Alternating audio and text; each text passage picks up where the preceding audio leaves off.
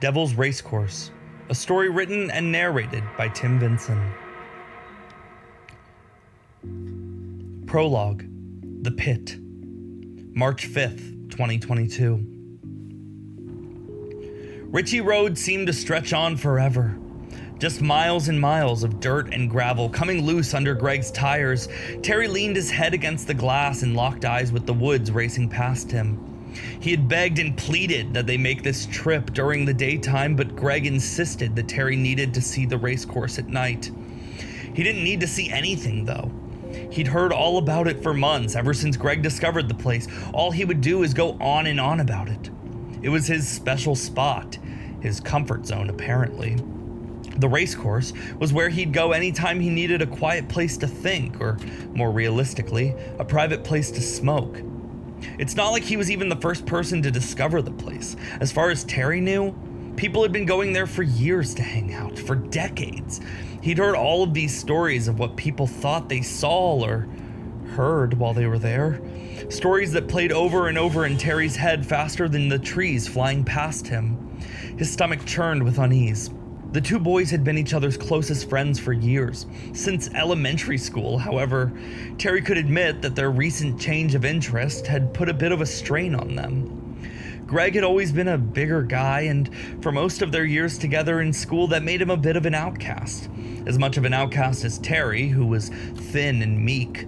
But they were a duo, and they committed to sticking by each other's side. But then Greg turned 16. He started driving and smoking cigarettes and hanging out with people that Terry just didn't know or just didn't like. People that didn't care about Greg's size because he was funny or because he could drive them around or because he always knew the gas stations that wouldn't card him for cigarettes. But Terry was just plain old Terry. The Terry that was afraid of his own shadow, and Greg loved him for that. Greg's friends, however, did not. The shift just didn't make sense to Terry. He looked fondly upon the times when neither of the boys could even look at a girl without tripping or stuttering over their words. Now suddenly, Greg was dipping out on plans to hang out with one, or inviting another to come with them on their adventures. Tonight, however, Greg carved out time in his overbearing social schedule for him. Just him. Though Terry found himself wishing to be anywhere but here. The tree line broke to reveal another open area. Terry could feel the suffocating pressure in his chest deflate for just a moment. "There's the last farm," Greg pointed out Terry's window. "The last farm?" He squinted to make out a dim brown fenced-in enclosure that wrapped around the shadowed beige 3-story farmhouse. "It's the last landmark that you'll see before we get there." Greg looked back at the road. Terry returned his gaze out the window, staring at the little farmhouse for just a moment more, before it would be gone. The trees flooded back into his peripheral, and with them the suffocating feeling returned in his chest. However, this time it was short-lived, as the tires slowed on the pavement. Greg began to turn right into a break in the trees. The shoulder couldn't have been larger than 30 feet. It was in the shape of a U, however, the inside of the U was filled with trees. At this time of night, all you could really see was the two entrances, if even. Terry almost missed it altogether. "Okay, T, do you want to be surprised, or do you want to be lame?" Greg asked smugly, putting the car in park. "I guess surprised?" Greg laughed, reaching his hand behind him to grab a thin sweater and 2 flashlights from the back seat. He hopped out of the car. Terry stared at the path, leading into a blackness that the moonlight had yet to touch. He opened the car door and stood up slowly. Greg had already come up behind him and wrapped the sweater around Terry's eyes. What are you doing?" Terry tried to swat him off. "Stop squirming. I don't want you to peek." Terry stopped fighting. Greg tied the sweater behind his head and grabbed his hand. At his lead, the boys began their descent down the dark path. "Greg, I don't know about this. It's getting late. It's dark." Terry tried to release himself from Greg's grip. But he wrapped his fingers tighter around Terry's wrist and pulled him forward.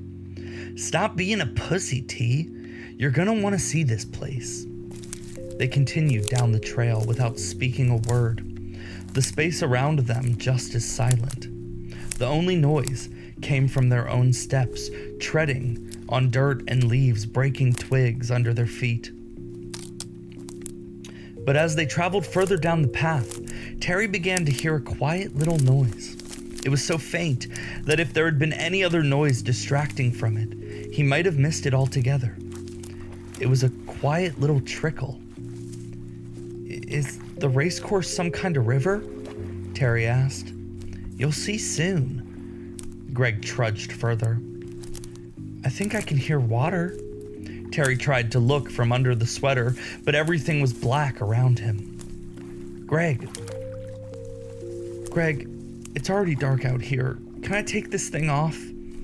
"Will you stop asking questions? We're almost there." After a few more steps, Greg came to a halt. Terry brushed his chin against Greg's shoulder, almost falling on his ass. "Close your eyes." Greg turned Terry's shoulder to face the right direction. He began untying the sweater. "They're closed," Terry scoffed. Greg pulled the sweater off his face. Terry heard the clicks of both flashlights being turned on. "Open!" Greg proclaimed with intense pride. Terry opened his eyes to see rocks. Well, not just rocks, boulders too. Boulders and rocks that looked to stretch on for a mile. Terry could only see a few feet in front of him. He imagined that the rocks stretched on forever. He stared into the void of darkness for a moment, transfixed by the odd sight in front of him, almost hypnotized by the quiet but fierce trickle of water rushing in his ears. "Wow." The word came from under his breath as his eyes worked to chart every inch of the sight into his brain. "What did I tell you?" Greg beamed. Let me see the other flashlight." He reached for it out of Greg's hands. He crouched down in front of him and shined the light between the cracks of the rocks.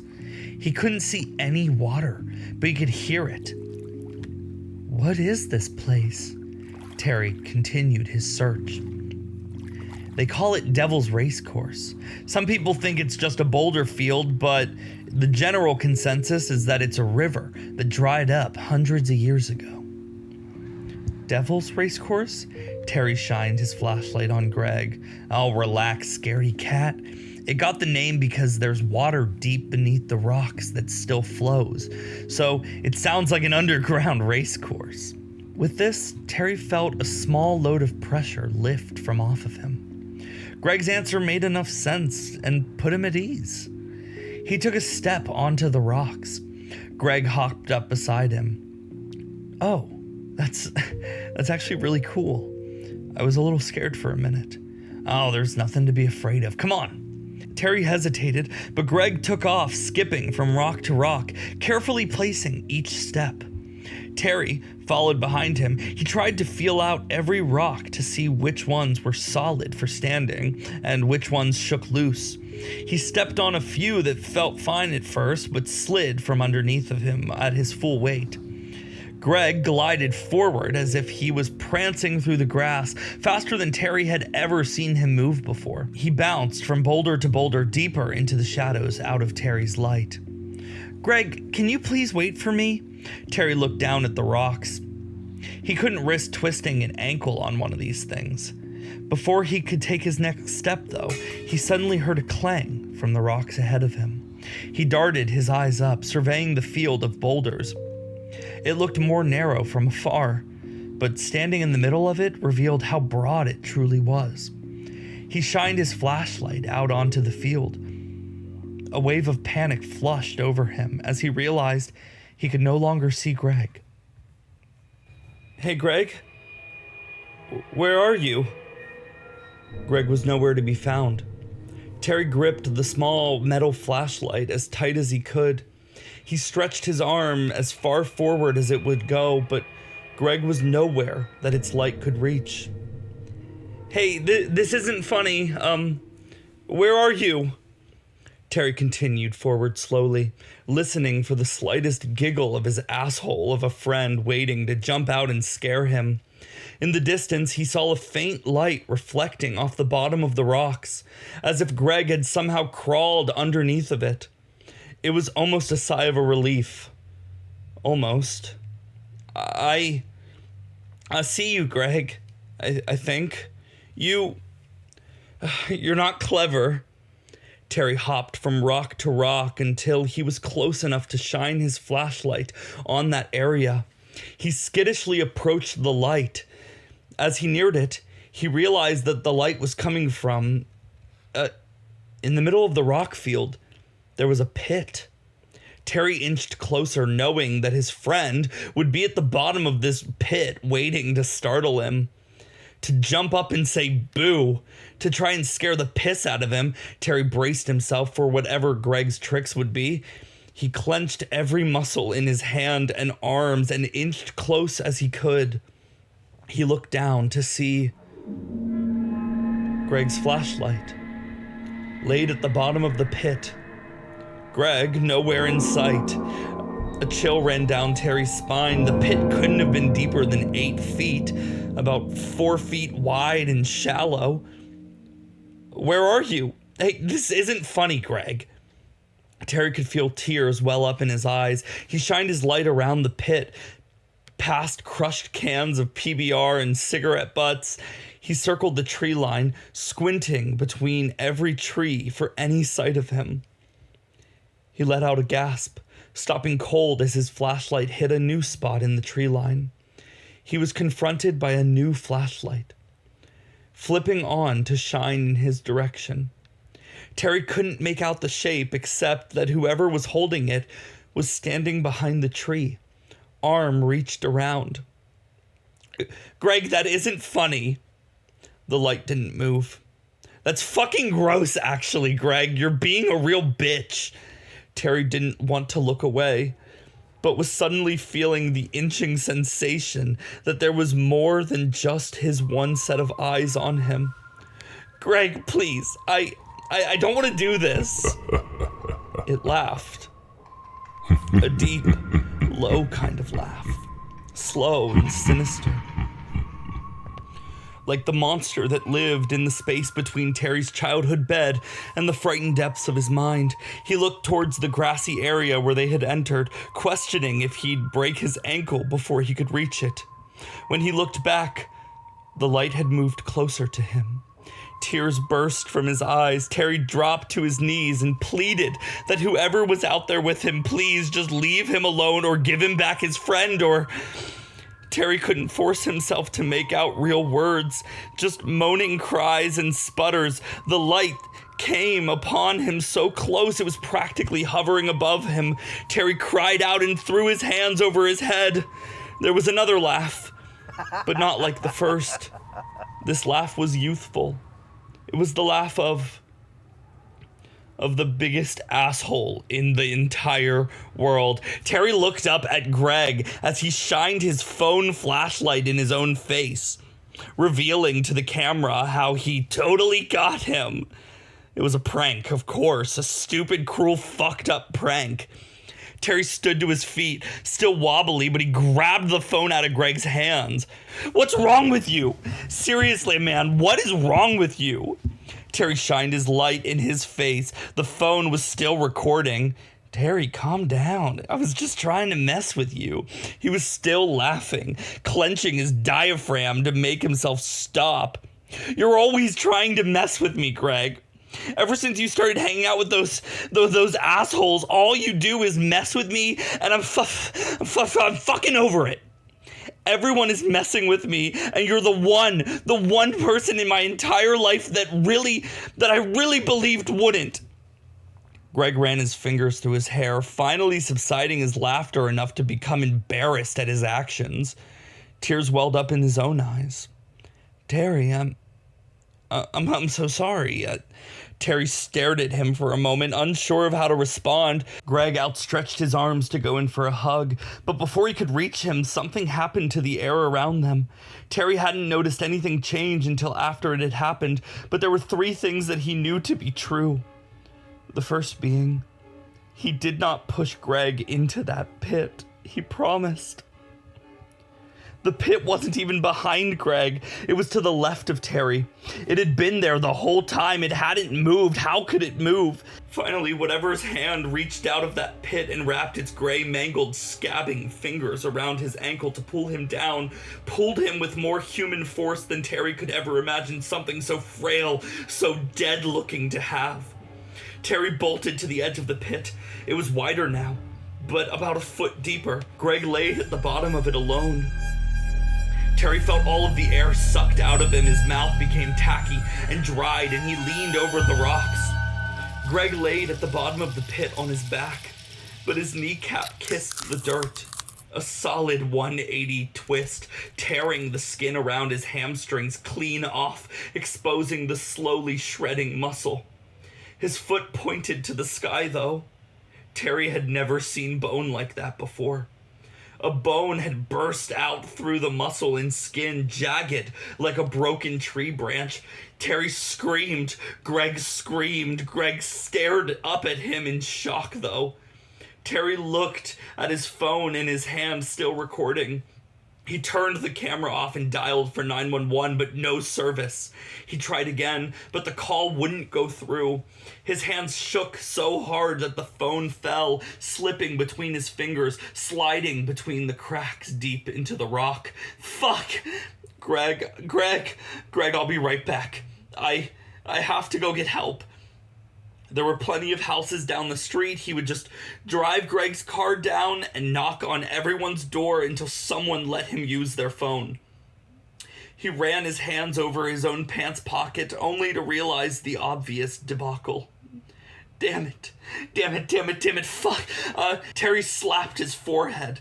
He couldn't waste time, but he didn't have the keys. He began scooping out rock off the edge of the pit, seeing how he could climb down, but more importantly, how he was going to get back up. Greg moaned as Terry began his descent. He was surely concussed, if not brain damaged. Terry started down with the momentum, but his foot slipped on the dirt. He tumbled down and landed on his back beside his friend. Even in the shadows of the pit's wall, he could see blood-soaked ivory shards of bone glowing in the moonlight. He got to his feet and hovered over his friend. Greg, I'm gonna go get help. Please stay awake. Don't try to move. Please, just stay still for me. But keep yourself awake, okay? Greg stared up at Terry, void of the ability to respond. Tears rushed through the dirt, coating his face. Okay? Terry yelled at his dear friend. Greg nodded faintly. Terry laid his head on his chest and cried into his shirt for a brief moment. He slipped his hand into Greg's pocket, snatching the keys, forcing himself to ignore the speckles of blood on his hand. He shoved them into his own pocket. I love you, Greg. You're gonna be okay. Terry turned to begin his climb, but cursed at the sky as the back of his neck outstretched to lay on his spine. Somehow, in the time he'd turned, the pit had grown taller. He began digging his fingers into the dirt, trying to pull himself up. The dirt came loose around his fingers. Terry cried out, digging his hands deep into the stones and soil, tearing up his own skin. He pressed on the tips, disregarding how they bent unnaturally, hoisting himself high enough to see the edge. His foot slipped on the loose rock, but he did not land back on the ground. Someone or something below him pressed onto the bottom of his shoe. He bit down on his lip hard enough to tear it. There was no plausible way that hand belonged to Greg, but it gave him the leverage he needed to reach the edge. He threw his body up and over, clinging onto a palm-sized rock wedged into the rocks. He laid there for a moment, terrified to look behind him, to see what else was in that pit with Greg. He didn't have time. He jolted to his feet and began to hop from boulder to boulder. He stumbled, nearly smashing his head onto a narrow, jagged rock. But he regained his balance and bolted to the grass. He ran, leaping over the branches down the dark path. wishing Greg had let him just see what direction they were walking on their way in, but he kept running straight. He could see the truck, headlights just barely reflecting in the moonlight. He sprinted until his hands touched the metal of the door. He crept around the driver's side and fumbled to place the key in the socket. Terry? Terry stopped cold. He looked through the window to see Greg standing on the other side. T, are you okay? What's going on, bud? Terry inched slowly around the front of the truck. Greg was standing, both legs intact. It was dark, it was hard to see, but Terry could at least see that his leg was not shattered. Greg, your leg. My leg? What the hell are you talking about? What about my leg? Your leg, it was broken. It was fucking shattered and twisted up and you were in a pit and how did you... Terry, I'm really worried about you. What are you talking about? I asked you first, Greg. Terry spit dirt out of his mouth, dirt still covering his hands and clothes. We were walking down the path and you just got freaked out or something. You tripped and all of a sudden you were just ballistic. You started yelling and you grabbed my keys and ran. Greg looked at the dirt covering Terry. Hey, you fell hard, man. I'm worried you might have a concussion. You have the concussion, Greg. Jesus! Greg tentatively stepped towards Terry and placed his hand on the sides of his shoulder. His eyes reflected in the moonlight in a way that Terry had never seen before. In the decades they'd known each other, they'd never looked so beautiful. From under Greg's fingertips, a warm sensation gurgled under the surface of Terry's skin. It ran down his arms and chest, weighing him down. For the first time since they'd arrived, Terry felt peaceful, warm and relaxed, even on this brisk March night. Greg placed his mangled, graying, putrescent hand on Terry's cheek. Scabs pressed against his skin, pressing each blister and rotting muscle into his skin deeper and deeper. And in a low voice, he said, "Are you ready to go back to the pit, Terry?" And Terry could do nothing but smile. "Sure, Greg. Let's go."